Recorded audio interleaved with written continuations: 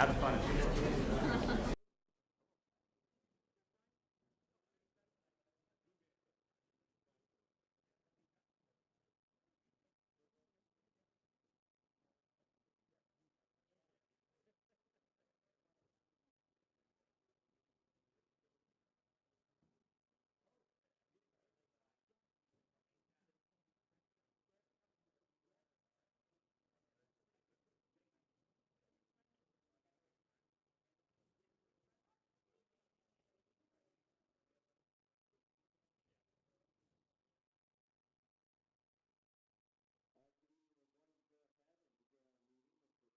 Will you please call the roll?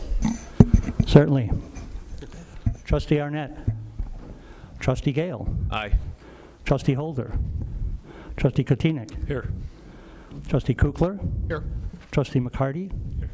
President Livingston. Here, and with that, we do have a quorum, and it's my understanding, Clerk Burns, we've got some young people here. Could you introduce them? They can maybe help us with the pledge.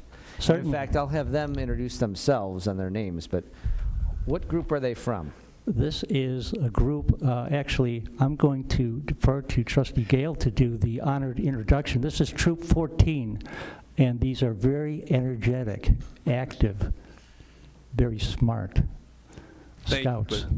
Thank you, Clerk Burns. Yes, this is, it's Pack 14 here from the village of LaGrange. They're the wolf den from Pack 14, and they're through the United Methodist Church that is across from Cosset. They're predominantly Cosset students, and they're here to lead us in the Pledge of Allegiance, and they were here earlier tonight having a debate in the auditorium about a pretend issue that they thought up, and then we took a little tour of the Village Hall, and so then they're going to lead us in the Pledge of Allegiance. Well, we're glad you're here. Why don't we, Lou, maybe hand over a microphone, and boys, why don't you come up a little bit, or you've got one there. Test. And Here on the line. parents, introduce yourselves and then pass it on. And you see that camera over there? Sure. That would help so people can see names with faces. All right.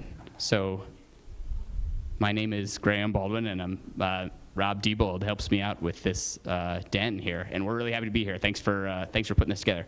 So boys, can you just kind of gather around right over here and face the camera for me? And I'm going to hold the microphone right in front, and we can go ahead. You take your hats off. Do we need? Yeah. We're gonna do the Pledge of Allegiance. So. Okay, we'll start with the All right, ready? pledge. Pledge allegiance. Okay. Okay. I pledge allegiance To the flag of the United States of America and to the republic for which it stands, one nation, under God, indivisible, with liberty and justice for all. Bye.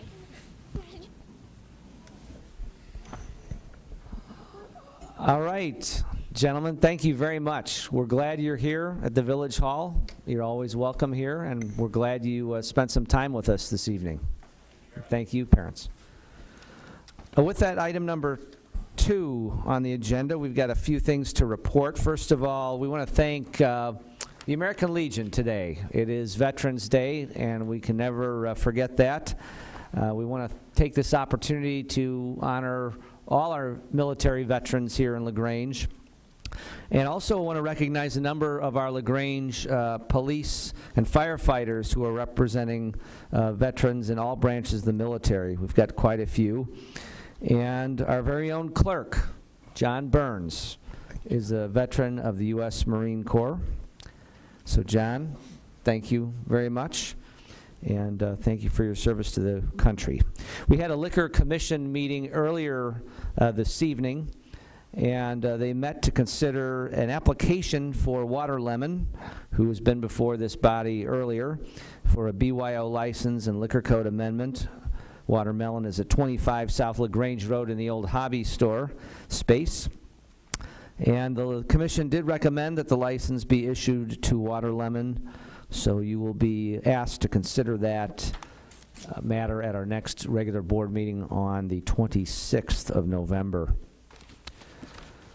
Let's see, we've got November 24th through December 31st. It is Shop Local in LaGrange, Unwrap LaGrange Holidays Shoppers Reward Promotion. So this really is to promote local shopping, and it's basically a reward promotion program. I've done it. It's a lot of fun, and it's a great value. We prepare to kick that off on Small Business Saturday, which is scheduled for the first Saturday after Thanksgiving, November 24th. The first 100 shoppers who spend $300 with retailers during the promotion will receive a $50 gift certificate from the Grange Business Association, and you can get more information on their website. We have a couple of other things here. We have LTTV receiving their National Emmy Award, and we want to congratulate them for that. They were selected for this prestigious award from 2,000 entries across the nation. And the award is in the Sports Live Event category, and they do a tremendous job of broadcasting a number of things in our community, special events, including the Pep Parade, and we also have them right here at our very own village board meetings. So we're grateful for that as well. All right. We have some business to talk about during the report, but I think maybe what I'll ask is, Andre, why don't we skip to you for the moment, and you can raise some issues that you have in your report, and then we'll go back to some presentations. Thank you. Just one item. The village administrative offices will be closed on Thursday, November 22nd and Friday, November 23rd for the Thanksgiving holiday. Regular business hours will resume on Monday, November 26th at 8:30 a.m. The next regularly scheduled village board meeting will also occur that evening. And as always, a full complement of public safety personnel will be on call to respond to emergencies. We wish everyone a safe and happy Thanksgiving. Thank you. Thank you, Andre. With that, our first presentation, we have 4. Some of them are very brief, so we'll move through them expeditiously. But this first presentation is a real treat, and it is related to an important asset in our community, and that is Metra. And to kick that off, we've got somebody who you may know in a different context, but he's also on the Metra board in the last couple of years, and that is Steve Palmer. If you ever have a problem with Metra, call Steve at home after 10 p.m. And Steve will turn over the mic to you, and thank you in advance for your service to the larger region on the Metra board. Thank you, Mr. President and Board of Trustees. I'm here today with Dimitri Skofas, who is our Director of Community Relations, who handles the town of Grange and many of our suburbs around here. And he is the person I hope you will call at home, who will then relay it to me in the morning. But Dimitri and I are here in hopefully a good capacity. One is just to report on the Burlington Northern Line and the successes we've had.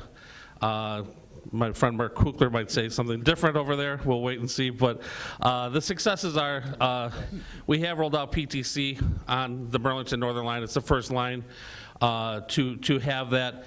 And with the schedule changes and everything that happened over the summer, we seem to have things back under control and running pretty smoothly. Right now, the Burlington Northern Line is running at a little over 93% with an on-time performance. We hope to have that back to 95% by our next report. We've purchased some new engines, and you will see some of those engines starting up and down the Burlington Northern Line soon. That we are hoping will help us a ton with the winter service issues that we have.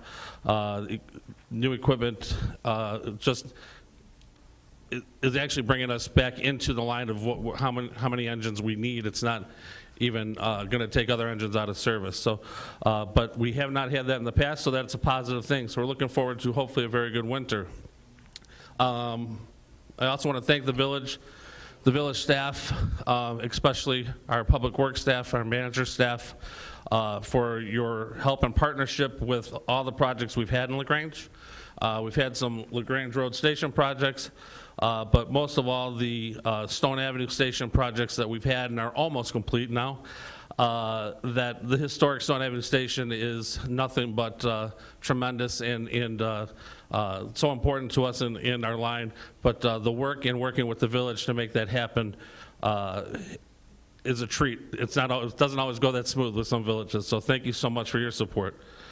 But today we're here to talk to you a little bit about what you might have seen, an engine that was running up and down the tracks, and it was running in sky blue colors, or Chicago blue as they like to say. And it was a retro engine that we brought back to celebrate over 30 years, the first engine that we purchased as the Metro line. It was purchased from a little company called Electromotive in McCook, but anybody in the railroad industry knows the address is not McCook. The railroad industry, it's always been known as Electromotive LaGrange, Illinois. So the first train came out of there and it was lettered LaGrange, Illinois. So we brought that train back in its original colors, and it's now gone back to its Metro colors, which we will refer to as Metro Blue and no longer Chicago Blue. That being said, we decided that the partnership with the Village of LaGrange, the support and how important this town is to us and the passenger ridership, that it will keep the name the Village of LaGrange. And we would like to present you with a picture that Dimitri has. Bring it up. Depicting your train that is now running on the Burlington Northern Line in front of the Stone Avenue station.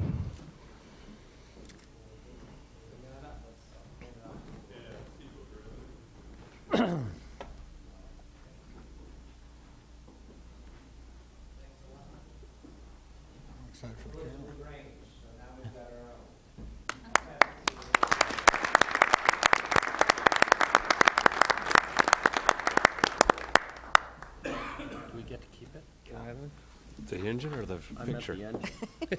Very nice. I think Bill's already ridden on that train. So on behalf of the Board of Directors of Metra and our staff, you know, when Cossett first came to LaGrange, it was to make a transit-oriented town, and that was very important to him. And obviously today we see how important that partnership still is. So thank you for your partnership, and we hope you all have a great holiday. Thank you. Thank you.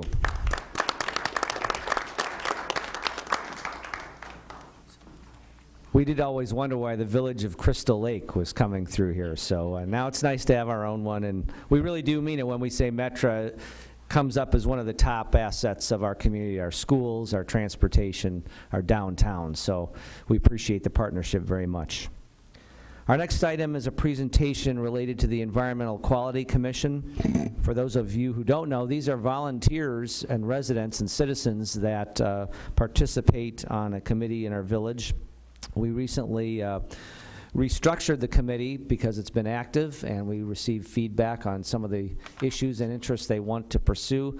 The chairman of that committee is our very own trustee, Dave McCarty. At this point, Dave, I would turn it over to you to kick things off.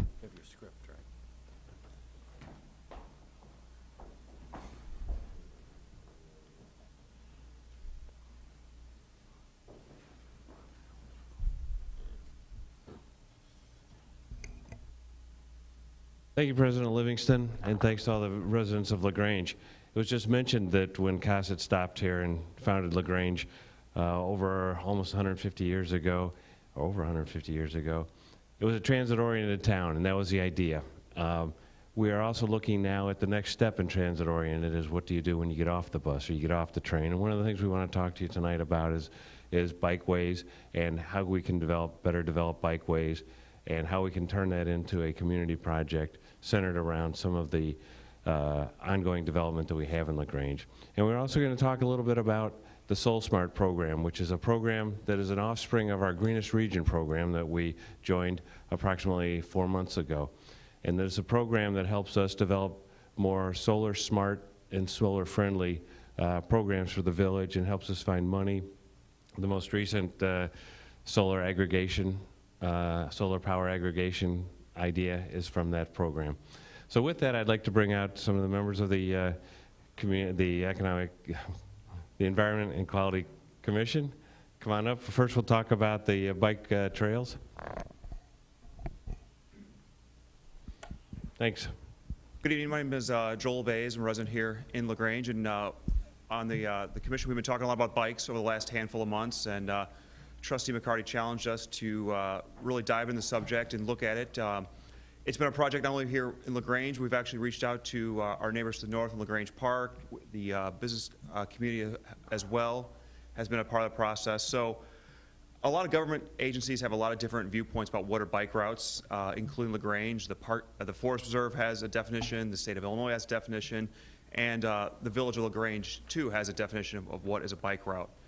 So what we're doing on the commission is we're trying to really breathe some life into discussion about bicycles as another form of transportation here in LaGrange. So we have started that process. It really started with looking at the comprehensive plan of LaGrange, which I have a copy here, and you see there are several streets that are designated as bike routes. And so what myself, Dave Bryant, who also sits on the commission, what we're trying to do is work within LaGrange and work in the broader community to begin the conversation about how do we put some life into this document. We want to be realistic. For example, we know that there is going to be some work done on Edgewood in the near future. So what we're hoping to do as you all take a look about what to do with Edgewood and do some work on that on the south end of town is how do we incorporate bikes into that process. So one idea that we'd like to present to you is we would like to, when you do the public input for how to redesign that street, we would either like to host any public input or any public forums or co-host with the village. And that way, not only we could talk about how to make the road better and safer, but how do we also include bikes in that path. And so this is, I believe, is the part of Edgewood down here by the hospital that you all are taking a look at in the near future. And if you look, obviously the hospital is down there, and one of the streets that LaGrange identifies as a bike route connects through Edgewood, up through town, up near to the Stone Avenue Metro Station. So what we hope is that maybe we take this as an opportunity to rebuild that part of Edgewood, which obviously needs it, but then also add bikes to that as well. And then look at the town in a larger sense. We want to be realistic. We know obviously there are some challenges, and you look at downtown and where there's actually dedicated bike lanes. We realize that's probably not feasible and realistic given this town, but we will look at all sorts of options, whether that's signage, reflectors, painted lines. We want to be realistic, but we really want to try to bring this document to life, and that's what we'll be doing in connection with this town and our neighbors and the business community as a whole. So we know it's an important issue to LaGrange. When we redid the metro station down at Stone Avenue, we obviously put in more bikes, bike racks, and we thank you for that. Same thing at the LaGrange Road Station. So we know it's an important issue, and we hope to be part of that conversation. So that's our update. Thank you, Joel. And that's the idea. Again, this is more informative to let you know what we're thinking about and to get the board thinking about next steps. Might be a more concerted plan. Andrea's mentioned the idea of commissioning a plan to really establish our bike routes and our markings and create a budget for that kind of thing. Well, it's very helpful. We appreciate everybody on the EQC for spending time on this. It gives us a wider breadth of energy when we tackle these kind of issues. We're also going to need some advocacy. We were successful in achieving a grant from Cook County, Commissioner Morrison, for the design, of which the village committed to match that. So we have skin in the game. We want it to be successful. There's a little thing called construction. And so we are talking at the right time with the EQC, you and we, because we can make plans ahead of time as we deal with the topography, the opportunities, some of the things that might be going on along 55th Street with IDOT, perhaps. So this is really good timing for us, and we'll take you up on that, either the co-host or some way to convene that and really get things right. But we are going to have to put our shoulder pads on and compete for some funding to speed Edgewood along as it relates to construction. And I think we can do that. So thank you. And then we'd also like to hear from Tim Sheldon regarding the Soul Smart. Good evening, trustees. Thank you for the opportunity to speak, and I do also want to thank David McCarty for his leadership on the EQC, and appreciate my commissioners who have joined us here tonight for their participation. Thank you. So I come tonight to hope that you endorse our recommendation to proceed with becoming a Soul Smart community as part of the Greenest Region and the Mayor's Caucus. and I want to educate the wider community a little bit about what SolSmart is. In addition to being on the EQC and being a LaGrange resident, I have solar panels on my house, which provide 100% of my electricity, and 2/3 of the cost of any solar project are actually the soft costs. It's not the hardware, it's permitting, it's design, it's the labor, and this is about making sure that we are a community that is welcoming and accessible for people who want to pursue solar energy. SolSmart is a program that's funded by the Department of Energy, and the idea is that we as a community take steps to reduce the barriers, reduce the red tape, to ensure that people can access this form of technology, this form of energy. We would receive a designation based on how accessible that we are as a community and how many barriers we remove to allow people to have solar energy on their homes. This is actually a very popular program in Illinois, especially the northeastern part of Illinois. These are just some of the nearby communities that have received SolSmart designations, most of them actually in the last year. Illinois had about 17 communities in the last calendar year that received SolSmart designations, either gold, silver, or bronze, depending on how accessible solar energy is to them, and we're hoping that LaGrange will soon join this list. So how does this work? The one thing I want to emphasize there, and I tried to write it a couple of times, is there's no cost to us as a community to pursue this designation. We simply will apply based on the recommendations of our partners in the Mayor's Caucus, and we'll receive input and next steps and technical assistance about how to improve our standing and improve our accessibility, and then we receive that designation. These are some of the areas that we would be looked at for and their objective criteria, and that we would look at as a community to try to help people with their process of becoming a solar energy customer. So whether that's permitting, zoning, just publicizing in terms of community engagement or helping with marketing, or ensuring that there are local finance options for people to pursue this home improvement. In terms of some of the next steps for our projects, the things that we might look at in terms of making ourselves more accessible would be things like reducing the fees or the time that it takes to get a permit, making sure that we are transparent as a community and our information is posted online, making sure that we as a community inform customers of all of their rights as a consumer, and then ensuring that we are publicly and loudly voicing our support for alternative energy. Why should we get this? One of the most important things as we proceed into the future is that we are embracing tomorrow. Alternative energy and things that are environmentally friendly is one of the most important things to the next generation of consumers, the next generation of homeowners here in LaGrange, and making sure that we are pursuing those steps to modernize our community is very important, along with the rest of our building codes. This will also incentivize businesses to come here to do work. Many local solar companies could establish offices in the community or employ local residents or subcontract out to electricians, architects, designers in the area. And then I also would just like to highlight that so far Hinsdale and Western Springs have not done this, and it would be really awesome to beat them to the punch. But finally, I think the flip side of the coin is worse. We do not want to be a community that is seen to be lagging behind important issues like renewable energy and the modernization of our building codes. So again, my ask is that we as a community and that you as a Board of Trustees make that recommendation to participate in the Mayor's Caucus program, that we would receive our designation and hopefully increase the number of solar energy customers here in LaGrange and further modernize our building codes. Thank you very much, and I'm happy to answer any questions if you have them. Thank you, Tim and Joel. Any questions at this point from the board? Trustee Holder? Yeah, I'm just curious. You said you get 100% of the power for your home from your solar panels? For my electric bill, yes. And are those a newer technology or something that makes them that much more efficient?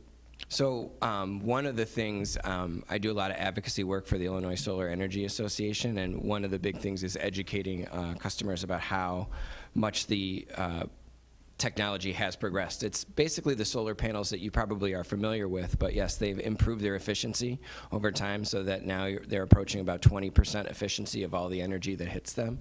And one thing to just think about, if you looked at the energy of the sun that hit the earth in 1 hour of one day, that's more energy than the entire world uses in a year. And so there's an enormous amount of energy potential there. And so it's not that, obviously my refrigerator is running in the middle of the night too, right? But I get the credit for the energy that my panels capture during the day, during the sunny times of the day, and that's credited against my bill. So you both give and take then? Yes. You So- put into the electrical system during the day and then draw from it at Absolutely. night. So there's a process known as net metering. So they basically net out at the end of every month how much I produce versus how much that I've taken. And I get to roll over any excess that I produced throughout the next 12 months to bank against, December will be colder, less sunny, shorter days, and I use my energy I generated in June to balance out my bill. So the only cost that I now have on my electric bill is just a customer charge that I'm connected to the grid. Otherwise, it's zeroed out completely. Interesting. My sister does that in Palm Springs, but I didn't know we could do it this far north. Yeah, That's absolutely. Very interesting. Thank you. Yeah, so for example, Germany is a big benefactor of this, and they have the same kind of sun exposure that like Alaska does, essentially. So we are very, very sunny. Not as sunny as Palm Springs, not as sunny as Colorado, but it is absolutely the potential of every homeowner here in LaGrange. Okay. Thank you. Thanks. Other questions or comments? I do see other, Chairman, are we concluded at this point? I do see other members of the EQC. If you could please stand, I see Linda and Dave, and stand up everybody on the EQC, and thank you for your service.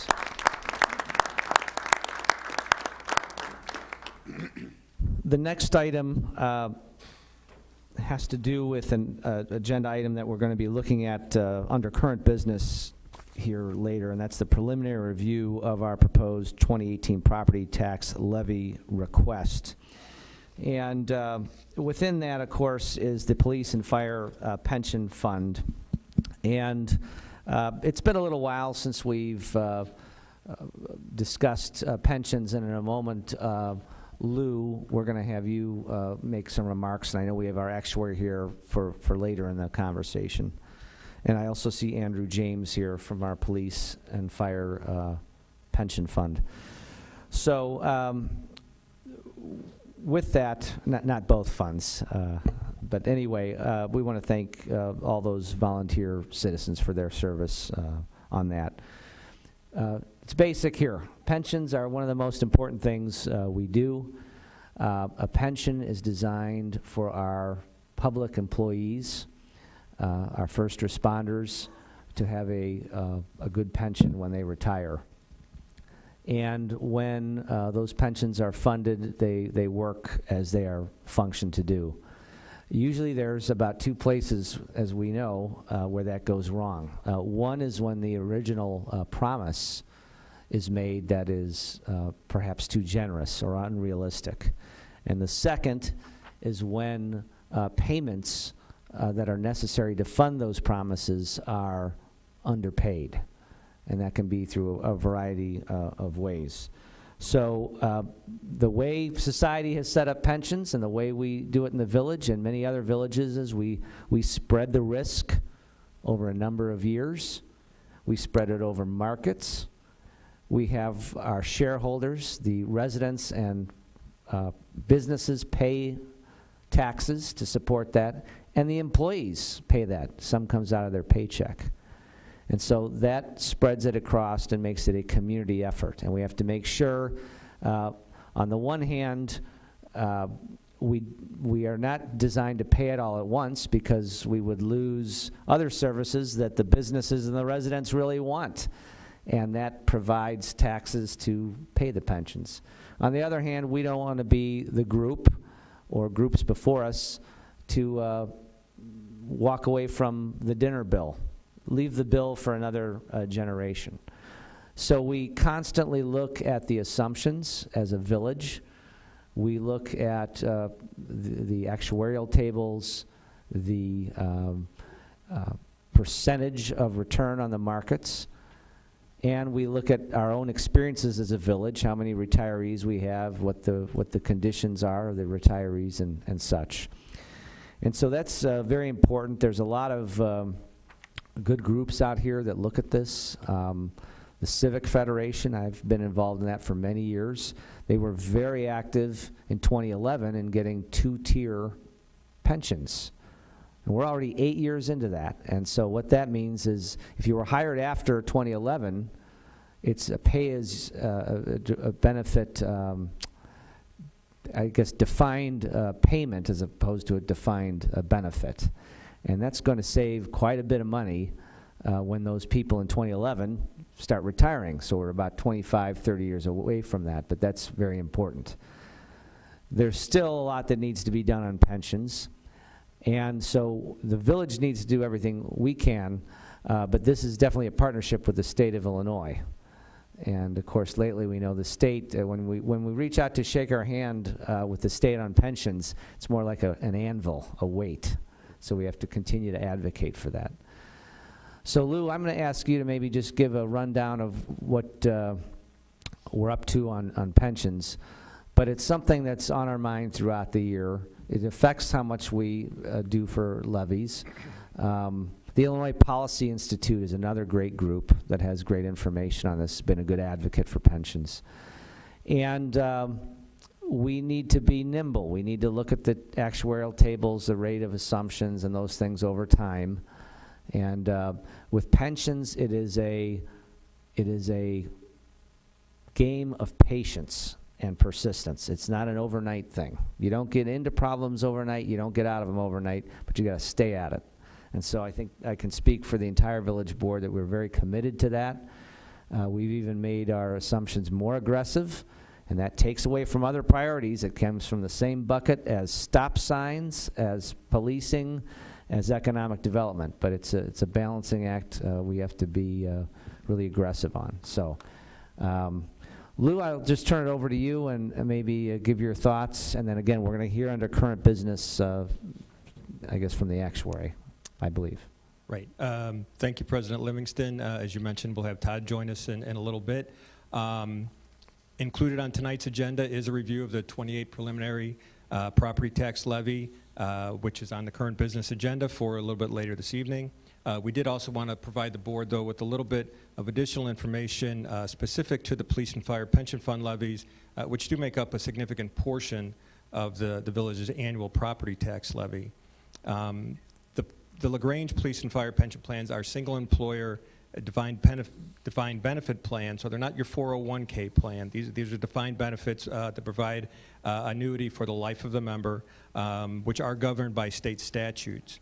Although regulated by statutes, no funding, as President Livingston mentioned just a little bit ago, no state funding is received. These funds, the pension funds, are entirely funded by the employee contributions, employer contributions, which are the property tax levies, which again we'll be discussing, and investment income.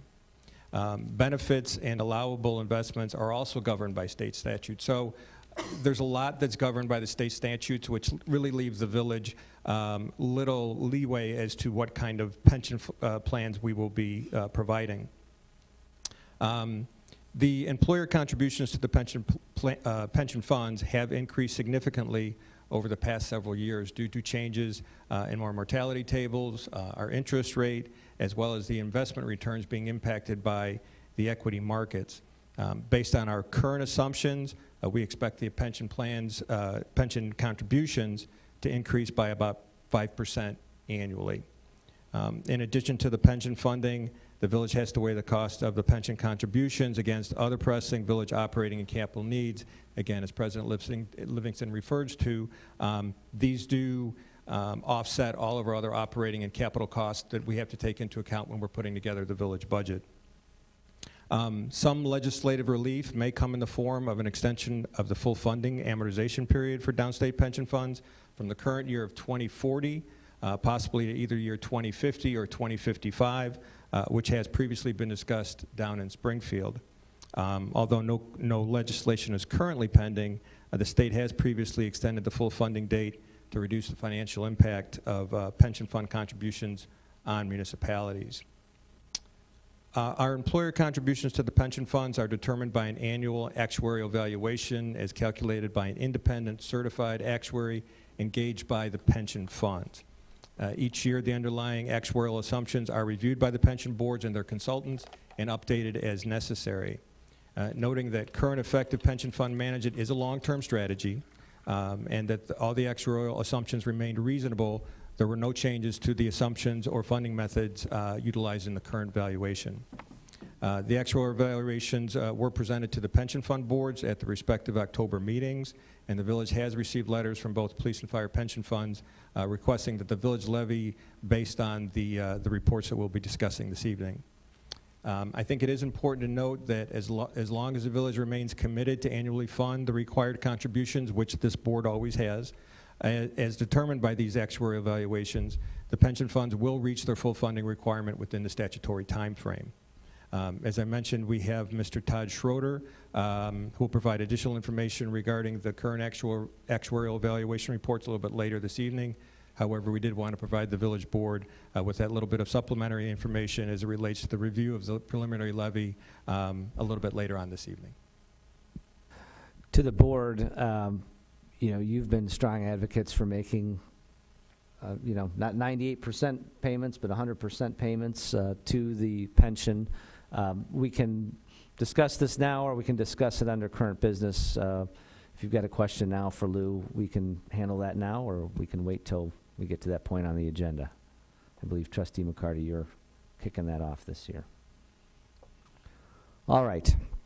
So that just helps cue it up. It's very important. This is a classic ant and grasshopper type of situation, and we need to be as much or more ant and not grasshopper, and we want to make sure our employees aren't holding a bad check at the end of the day. So all those things come into consideration as we begin our budget season, and that's what we're beginning now. The next item we have on our agenda under item 2 has to do with our stormwater management project. And at this time, I'd like to report to the board and community about the status of the project that we call our 50th Street Storm Sewer. And in a moment, I'll ask Ryan, too, to kind of walk through the basics of, as a reminder, it's been a little while, of what we're talking about location-wise and geography. The village believes at this time there's a basic agreement, basic framework for agreement that we believe we have and can achieve with Hanson Material Service Corporation. Those have been going well lately. It is our hope and aspiration to take specific village action on that at our next board meeting on November 26th.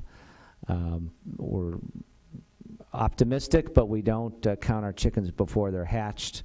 It's something that we've been very active with in discussions. A phone call came in from Hanson at 6:15 the other morning, which we were encouraged by in terms of the responsiveness and the things that we both as parties need to work out.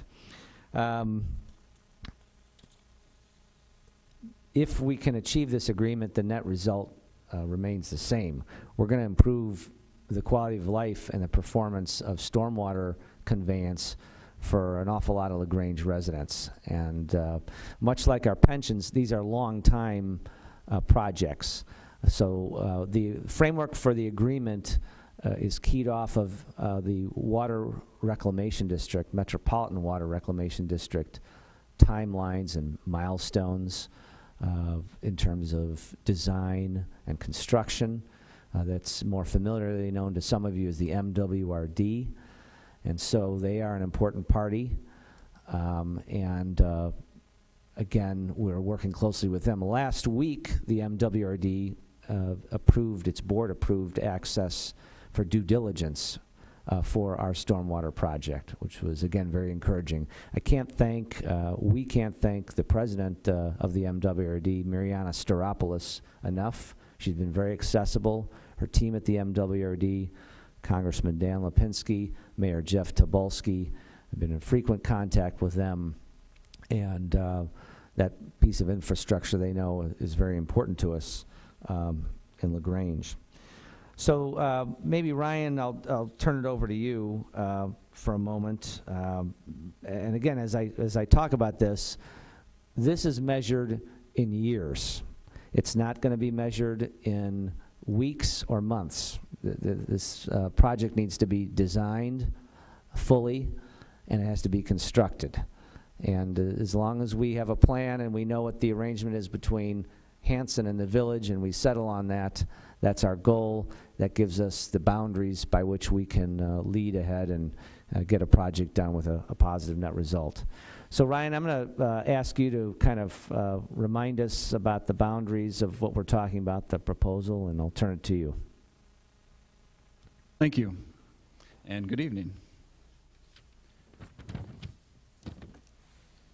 So there are three things that I want to cover this evening. The first is I want to go over the historic and drainage and flooding issues south of 47th Street. Second, want to talk about the 50th Street storm sewer project. And third, talk about the solution that President Livingston talked about relative to the redesign of stormwater in that area. So first, let's talk about how water moved through the village before it was a village. So this purple line here represents the boundary of the village.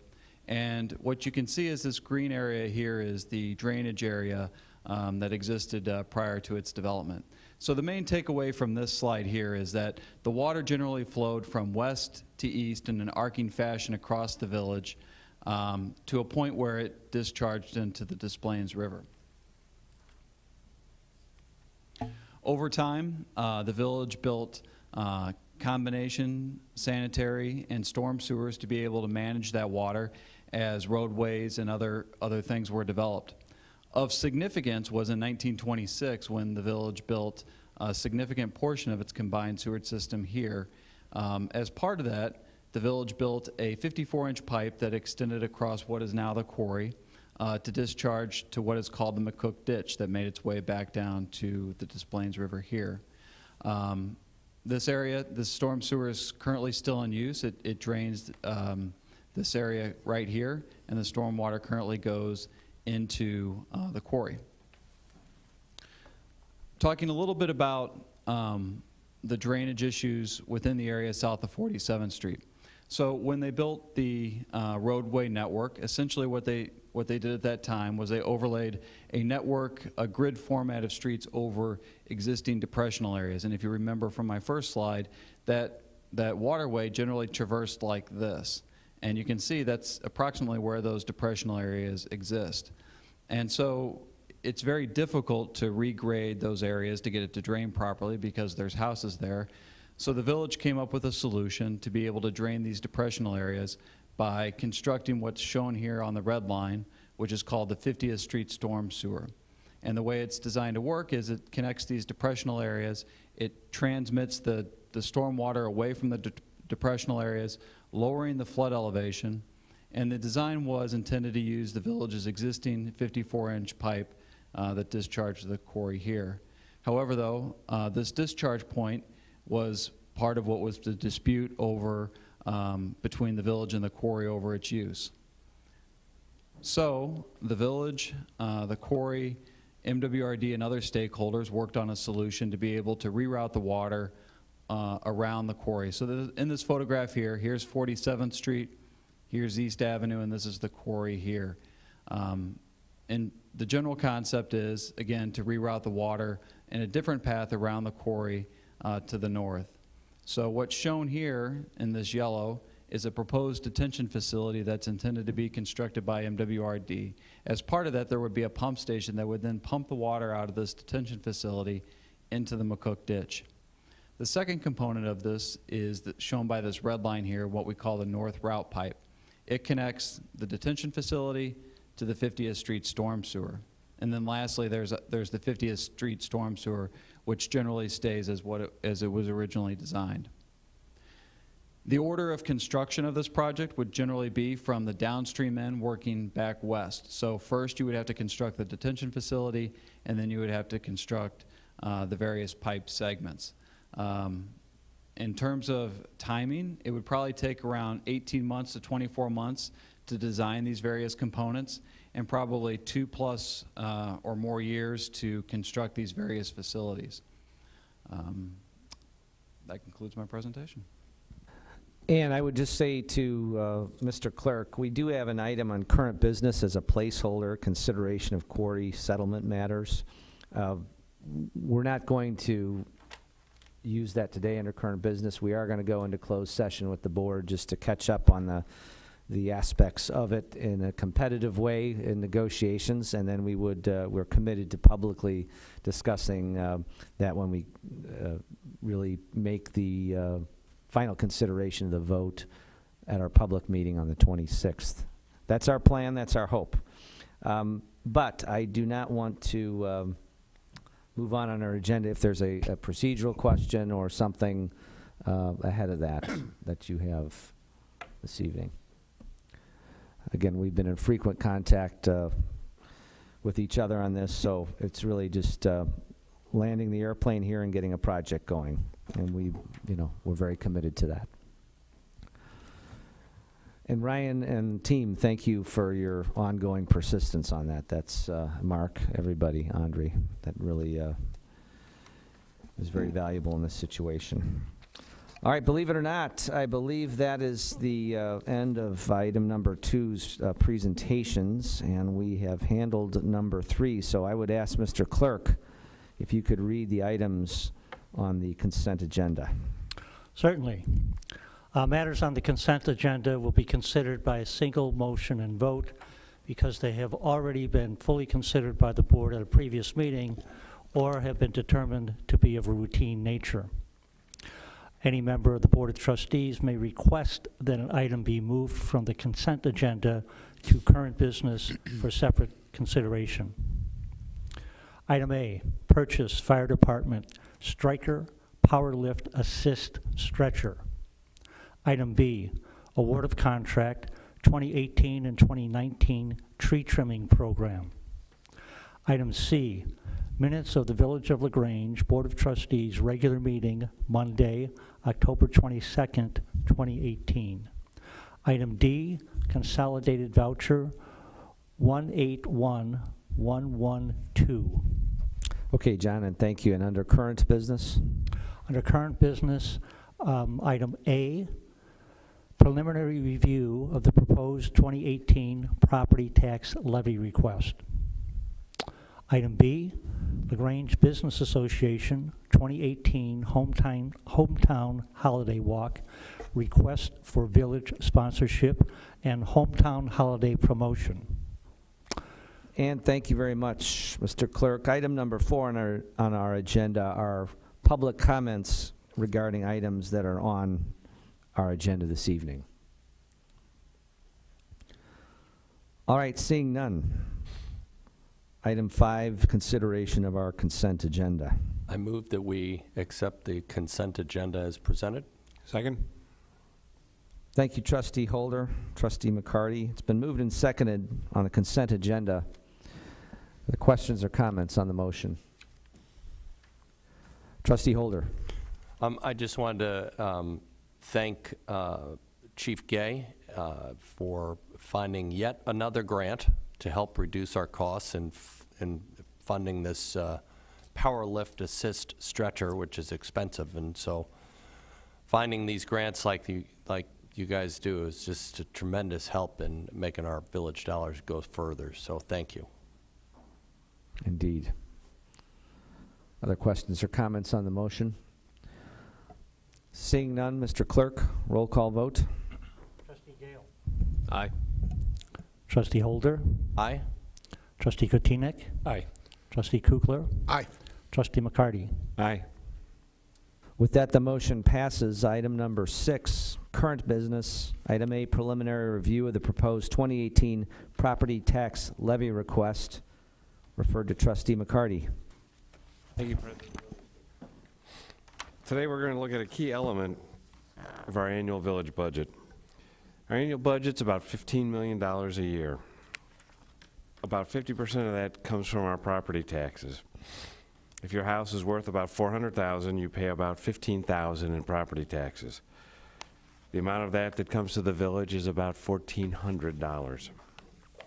Our budget process is a strong one. We are nationally recognized for our leadership in municipal budgeting processes. It is fact-based, apolitical, and focused on the overall good for village residents.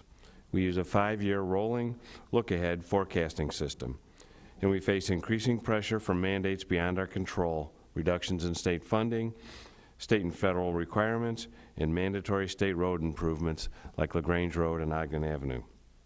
Meeting our minimum requirements will necessitate optimizing opportunities to increase revenue. Primary sources of new revenue come from expanding our tax base with developments like the Uptown LaGrange, 40 South Ashland, and the Masonic home property, and increases in sale tax revenue from new businesses.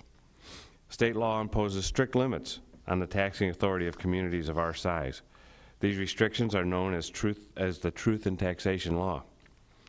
We are for the protection of residents from village governance that may be overly aggressive or less than transparent in dealing with the residents. This board and village staff are not in that category, but we operate under the law regardless. This transparency is an important part of how we work here in LaGrange.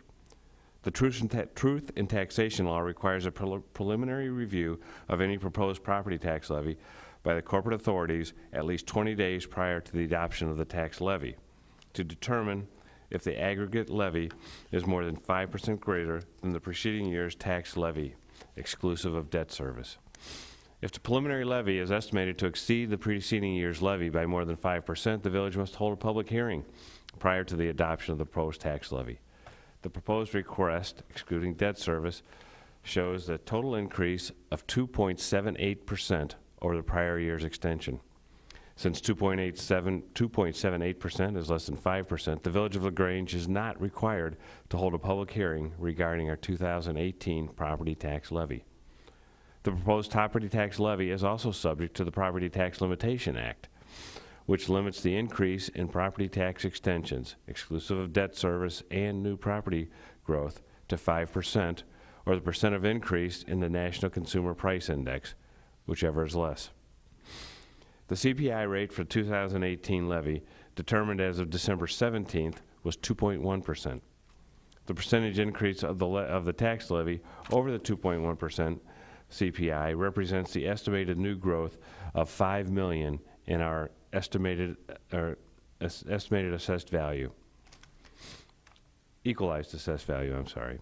For the past several years, excluding 2017, when new growth was $14.6 million due to Uptown LaGrange and 40 South Ashland developments, the village has averaged new growth of about $3 million in equalized assessed valuation.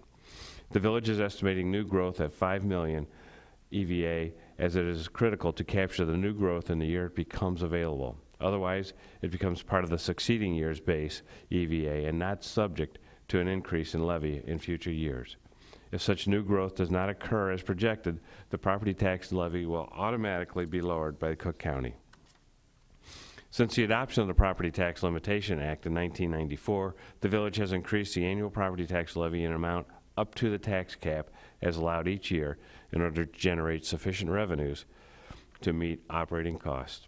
With tax levies limited to the lesser of 5% or the CPI, excluding new growth, and personnel, pension, and health insurance costs increasing in excess of these amounts, the village must continue with conservative fiscal management, economic development, and identifying alternate revenue sources in order to meet operational requirements and maintain its long-term fiscal health.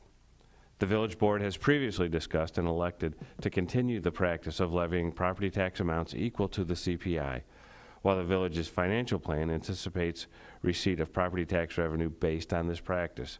The village tax levy is discussed and carefully considered on an annual basis.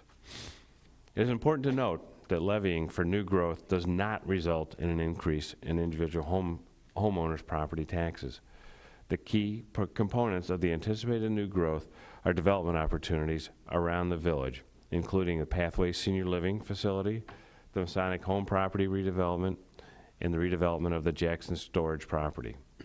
We must also understand that if we do not anticipate and capture this growth projection now, we may lose the opportunity later.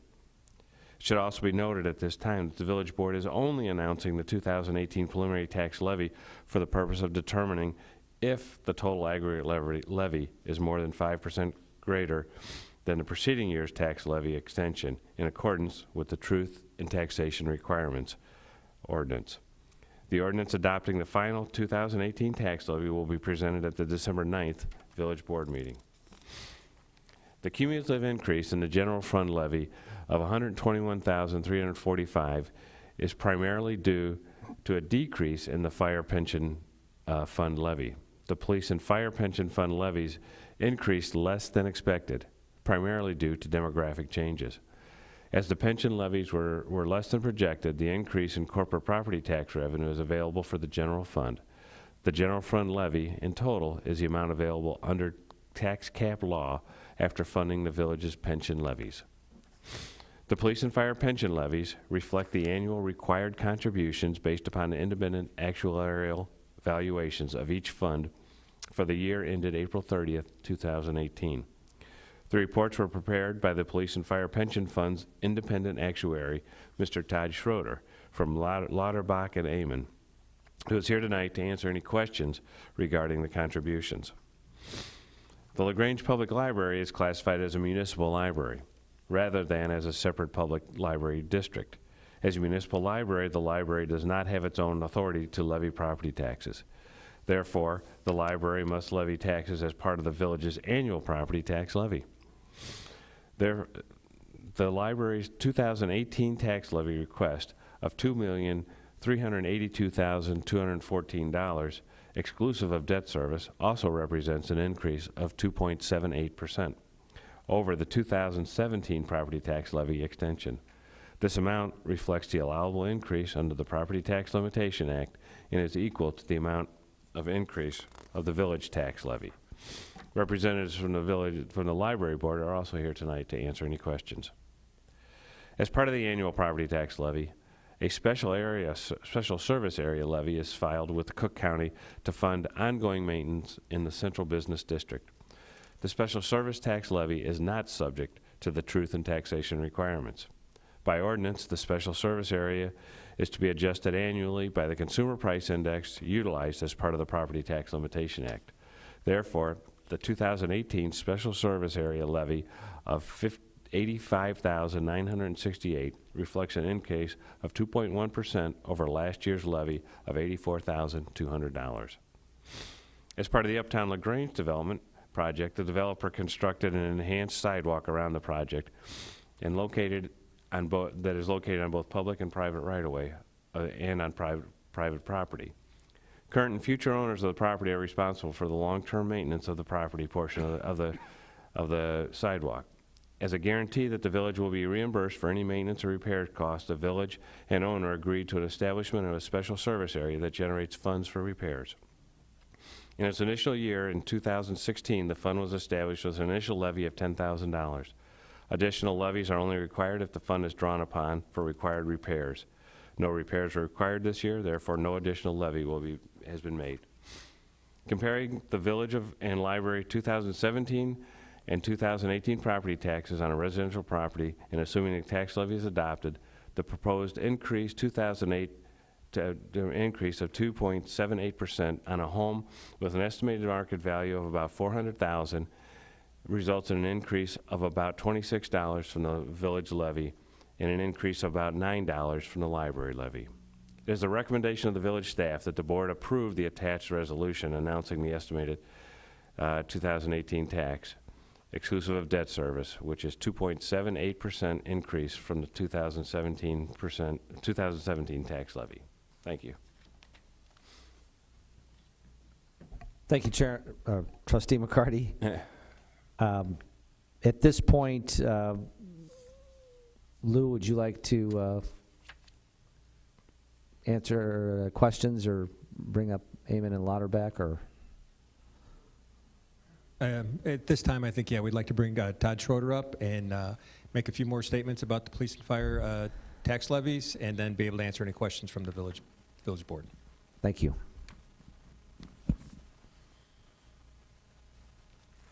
Thank you for having me back out tonight. Again, I'm Todd Schroeder from Lauterbach and Amen. I did the actuarial reports for the police and fire pension funds. We did 4 reports, 2 for each pension fund this year. One report was related to the financial statement reporting for each pension fund. Excuse me. We also did a second report related to the funding of the pensions, which is what we're going to focus on tonight as part of our discussion. We're looking at a recommended contribution this year between the 2 pension funds coming in right about $2.9 million. That's an increase slightly over the year before. As was mentioned in the report, the fire pension fund actually had a decrease in the contribution. The police pension fund had an increase in the contribution. We'll get to some of those factors in just a moment. Right now, the funds combined are sitting at about 47% funded between the 2 of them, with about $34.3 million in unfunded liability that we're looking to address from now till 2040 as part of this process. The member counts between the 2 funds, we have 47 active members as of April 30th, 2018, and 64 inactive members as of April 30th, 2018, between the 2 pension funds. So a little more than 50% of the pension fund are inactive members in payment status. Just a brief word, and if you had a presentation or having one on your audit, you'll get this information from them. The assets overall increased between the 2 pension funds about $2.4 million year over year. This was from 4/30/17 through 4/30/18 as part of this process. And there's more details again in the audit, or I can answer more questions about that. One of the things we like to do as we go out and talk to the pension boards, and we talk to our village officials as well, is we try to we talk a little bit about what's happening as of April 30th of 18 of each year, or April 30th of each year, but we like to take that look ahead. At the end of the day, what we're trying to do when funding these pensions is we're trying to fund the future benefit payments that are coming from the pension funds. Right now, annual benefit payments, and when I say right now, again, this is as of April 30th, annual benefit payments or cash outflows from the pension funds are about $3.4 million combined between the 2 pension funds. Fire is about $1.3 million, and police is about $2.1 million. In 5 years, we expect that number to be around $4.2 million to $4.3 million going out between the 2 pension funds. In 10 years, we expect that number to be around $5.1 million in benefit payments and cash outflow between the 2 pension funds. So that's something that it's built into this process, and it's something we look at. The increases, I'll say they sound big. On average, these are a little bit less than the average increases we see coming from other pension funds. And I think that's reflective of the fact that you've already got a lot of folks in payment status when you look at the active and inactive mix between your membership. So we do have increases in benefit payments coming, not quite as fast as we would see from what I'll say is the average pension fund in Illinois.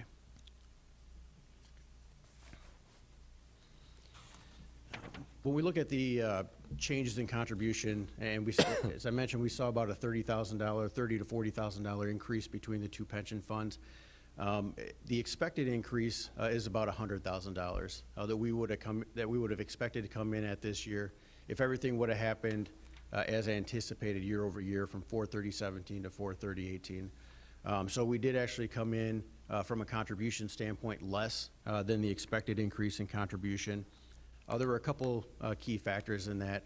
One, on the fire side, there were 3 members of the pension fund who passed away during the year. One member had a surviving beneficiary, so you pick up a new surviving beneficiary with one that passed away. The other 2 members, one did not have a surviving beneficiary, and one actually was a former beneficiary. So the pension fund is not obligated to make payments anymore on behalf of those folks. So there was a decrease on the fire pension side related to the demographics of the pension fund, which really was the primary driver of the increase between the 2 pension funds not being as high as expected year over year. That decrease was about $75,000 just related to the mortality experience in the fire pension fund. And it's something that it's not uncommon. Some years you'll have none. Some years you'll have 2 or 3 members that run through that experience. So this was one of those years, and it brought the contribution back on the fire pension side. A couple other things we had, I think 3 topics as we look ahead. So that gives us kind of a picture of current results. 3 topics as we look ahead that'll be of interest and that'll be a discussion point in 2019. One is investment returns, an expectation of investment returns. So it's a conversation we had with the pension boards, most notably with the police pension board, regarding a process for reviewing and assessing the expected investment returns as part of the overall process of the assumption assessment. So it's something we're looking to discuss and bring the investment advisor in on that discussion early in 2019, so we can talk about, again, the process of assessing that expectation and whether it's still reasonable given the investment environment. So we are looking for a long-term expectation on investment returns, which can sometimes be difficult to assess given short-term economic conditions, versus long-term economic conditions. But it is a conversation that's going to be taking place regarding the assessment of that assumption as part of the overall process. 2 other things to note that are coming up in 2019. One thing is there is a new actuarial standard of practice relating to reports, funding reports for pension funds. So this doesn't affect the financial statement reporting, will affect the funding reports, and it's related to what's called risk assessment and risk management within pension funds. So identifying some risk factors, adding some information regarding those risk factors. These aren't things that necessarily go directly into the contribution, so we won't come in next year and say our contribution increased or decreased because of these assessments. What they do is give you a little more complete picture, not only of what things look like today, but what are some of the key risk factors that exist for your pension funds. It's effective for any report with a measurement date after November 1st of this year, so this will be part of next year's reports. What you'll likely see in the report is an extra section. You're going to get thicker reports as part of this process now, a little more information to go through. Probably good, I would say good information. It'll be information that's specific to your pension funds. Might not be the same for this community versus another community that has a different structure, maybe more active members, less retirees, things like that. So it will be based on factors that are unique. So you'll see some additional reporting next year as part of this process. One other piece that we'll be discussing next year, but probably will not have an impact on next year's numbers, is there was a new mortality table that was released at the end of this year, or within the last couple months here. It was released in draft format, so we don't have a final version yet. But by October 31st, the comment period completed, which means they've now taken this mortality table plus the comments back to the Society of Actuaries, and they're going to tie up their table. Maybe they'll do something with the comments. Maybe they'll just address them and say, we already thought about that, and that's covered. So we don't have a final table yet. But the important thing about this table is it's a repeat of the 2014 study that was done, so our most recent national mortality study that we have, except that all the data they pulled out on public sector employees is now the data they're using for that study. So it's a public sector only mortality study. So if you hear the term Pub 210 thrown out there, that's what they're referring to, is this study. So it is something that's significant, something to pay attention to, certainly for this space, and specifically for police and fire pensions.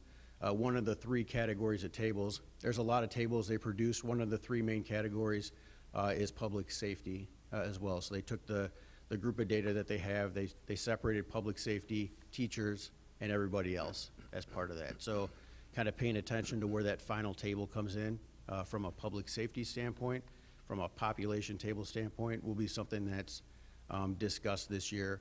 Again, if we don't have a final version of this table, I don't see it as something we would necessarily rush to implement this year until we have that information and are able to review that with the pension boards and with the village as well. But it's something that will certainly be up for discussion and may impact the following year's valuation results. So at this point, I'd like to open up to the board for questions. I might have a couple, but Any questions? Trustee Holder? You said an expected rate of return, but I didn't hear a number. What is the expected rate of return? Currently, both pension funds use an expected rate of return on assets of 7%. So on a going forward basis, we're expecting to get 7% on the asset base that can be used to pay benefit payments. Okay, and what did we have as a rate of return in the fiscal year? Net of fees and whatnot, I assume. So for the one-year number, on the fire pension side, it was about 8.9%. And that actually nets out not only investment fees, but it nets out all the administrative fees as well. Great. Because that's the piece we're worried about for this process. It's returns we can use to pay benefits. Yep. Police.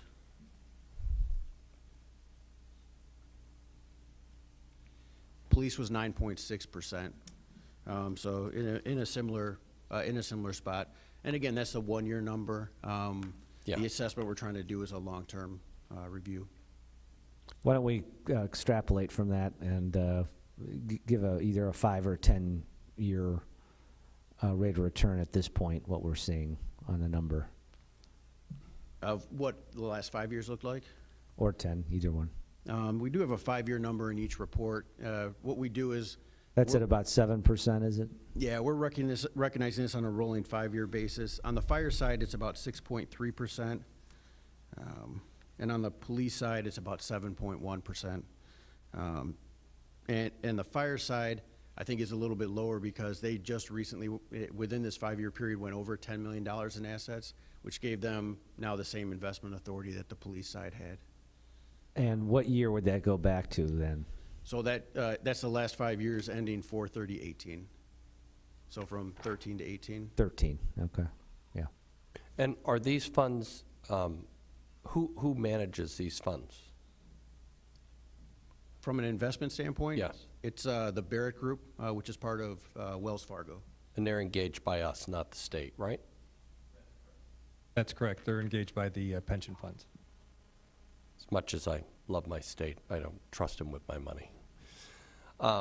The other question I have is, or comment I have is that the returns are very nice. They trail the S&P 500 pretty dramatically. Why? The current mix-up of the funds are roughly 55% in equity markets and 45% in a fixed income market. So with the benchmark that the pension funds use, I believe the overall benchmark return this year was 7.8%. So both funds actually outperformed their benchmark for the current fiscal year. Great. But the total returns versus, let's say, 13.6 for the S&P 500 for that period get depressed somewhat because of the amount of bonds that we have in there, right? Correct. About 45% of the funds are in a fixed income, bonds, and some annuities as well. Great. Thank you. Other questions or comments at this point? Mr. Schroeder, then, in terms of 7% rate of return, what are you generally seeing in municipalities in terms of their assumptions? Is there a range between 6 and 8%? What would that be? Generally, we're seeing anywhere from 6.5% to 7.25%. If you're talking about the funds that are over $10 million. So if we exclude the ones that have less investment authority, the under $10 million funds, it's right in that 6.5 to 7.25% range. I think the discussion was opened up by the Illinois Department of Insurance Public Pension Division at the end of last year when they did their study, and they elected to reduce everybody, generally everybody, about 25 basis points across the board. There were other possible reductions, but generally it was 25 basis points. Trustees, this is an action item. We're going to need a motion to approve, but before I do want to again acknowledge Andrew James, who took time out of his schedule. He is on the Police Pension Board. Andrew, just wave your hand so the board sees who you are. This is extra time for one of our residents who is very active. He's joined by others. Do we have anybody else in the back? No. Okay, so appreciate your time. Tom, I have one more question. Oh, Trustee Holder, please. Just one more question. The amount that we are putting towards this fund is a very significant one. It's 17.5% of the entirety of our village budget this year that we do this towards the seriousness that you were mentioning before, Tom. The question I have is, we mentioned that the funding for this is going up about 5% per annum. How fast is the general fund growing? Or has it been growing, let's say, the last 5 years? The general fund, when we factor in, and I think we mentioned it earlier, when you look at salaries, pension contributions, health insurance, all those things, they're probably averaging closer to a 3% increase going forward. So our village revenues are going up about 3% a year, and we're contributing 5% per year. Right, and that's what's making the pension contribution so much more significant in terms of the village budget, when it's becoming a larger and larger part of what our annual property tax revenue, or our annual property tax levy is. Every time there's an increase in the property tax levies, there's an offsetting decrease in the general fund operational levy. So because of the tax cap issues that we talked about a little bit earlier in this evening. So it's really a shift in the balance of where our funds are going, our available funds are going, whether they're going towards pension contributions or towards general operations and capital needs. And all the more reason why, even though the economy's recovered so substantially, why we remain in caution mode, an austerity mode. Thank you. Thank you, Trustee Holder. Thank you, Lou. Thank you, Mr. Schroeder, for being here. With that, would seek a motion to approve the property tax levy request. Oh, I think we do that. oh, the resolution. Thank you. I thought that's next time.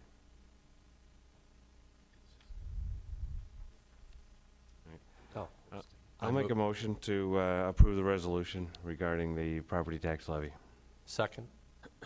Thank you, Trustee McCarty. Trustee Holder, any questions on the motion to approve the resolution? Seeing none, Mr. Clerk, roll call vote. Trustee Kukler. Aye. Trustee Katina. Aye. Trustee Gale. Aye. Trustee McCarty. Aye. Trustee Holder. Aye. With that, the resolution is approved. Item B, LaGrange Business Association 2018 Hometown Holiday Walk, request for village sponsorship and hometown holiday promotion, referred to Trustee Kotinek. Great, thank you, Mr. President. So I'd like to, as mentioned, present a proposal for sponsorship for the Hometown Holiday Walk 2018. The LaGrange Business Association is seeking authorization and financial support for our 27th annual holiday walk, which will be held Saturday, December 1st, 2018, from 5 to 9 p.m. Activities are similar to the previous years. We will start out with an all-village sing, and apparently LaGrange ended up on the nice note because Santa will arrive by fire truck, to which we will light the village tree. Santa then and his better half, Mrs. Claus, will come up here in Village Hall and will be taking photos, mainly with the children. At the same time, string musicians will be performing in the lobby of the Village Hall to entertain families as they wait. Additionally, and this is similar to the past, in the holiday walk, there will be a North Pole Express kiddie train ride, a petting zoo, pony rides, a shopper's trolley to take you from store to store around the village, and ice sculptures will be displayed throughout the village. Local merchants will also have their doors open and will be very welcoming. In addition to this, there will be a social media component. The LGBA intends to live stream social media photos from the event via a large portable screen in front of Village Hall, and this will be monitored by LGBA staff throughout the event. The expected expense is similar to 2017 in the amount of $25,300, and the LGBA is requesting the village to co-sponsor this annual holiday walk in the amount of $16,000, which is the exact amount that's been budgeted for in the village budget of 2018-2019. In addition to the $16,000 sponsorship, the village has also budgeted some marketing dollars for the hometown holiday campaign in the amount of $9,600.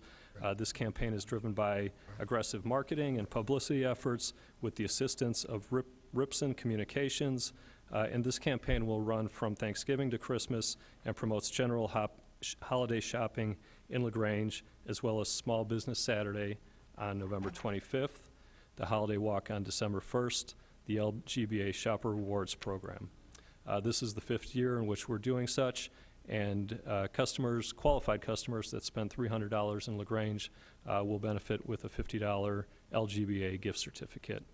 It's the recommendation of village staff to support this LGBA request for sponsorship of the Holiday Walk in an amount not to exceed $16,000 with the following conditions. First, the LGBA will demonstrate in good faith efforts to acquire cash sponsorship to match the village contributions. Second, the LGBA will provide a complete financial accounting for the event no later than March 1st, 2019. Third, the LGBA will provide a complete financial statement for the organization for the fiscal year ending 2018. Fourth, the Village of LaGrange is to be prominently listed in all advertising, including but not limited to posters, websites, newspapers, advertising, and so forth. And last, all events are to be coordinated to the satisfaction of the village. I see Nancy and Kathy here. If there's anything I missed. Great. Thank you for all your efforts.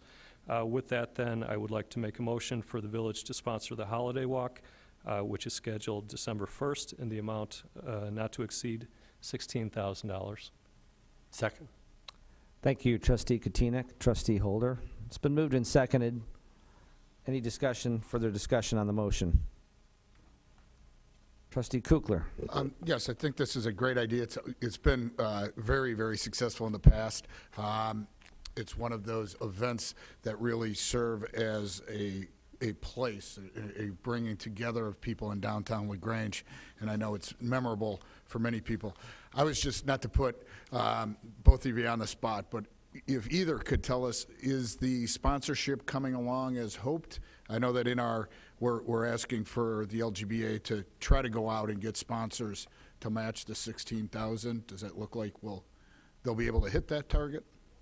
Terrific. Thank you. Thank you, Trustee Kugler. Other questions or comments on the motion?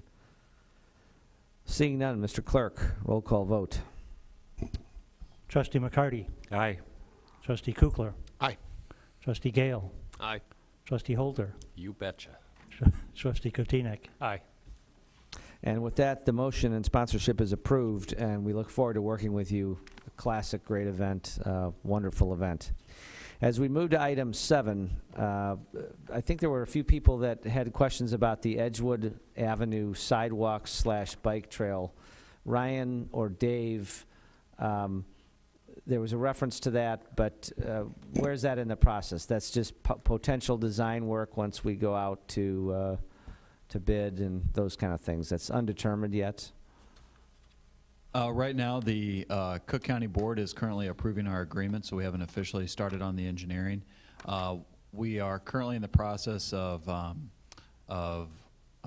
making our selection through a request for qualification process for a consultant. And then once those things are completed, we'll start the project. And one of the first steps will be a stakeholder meeting where we would gather input. And when you're talking about the engineering firm, that would do that. That's correct. Great. Thank you. I saw some faces out there that had asked about that. With that, item number 7, public comments regarding matters not on our agenda this evening. Seeing none, item 8, trustee comments. Any trustee comments? Trustee Kukler. I would just like to echo the comments that were made in the beginning. Happy Veterans Day to all the veterans and to Clerk Burns and everybody else on the staff and in the audience. Thank you for serving. Thank you, Trustee Kotinek. Trustee McCarty.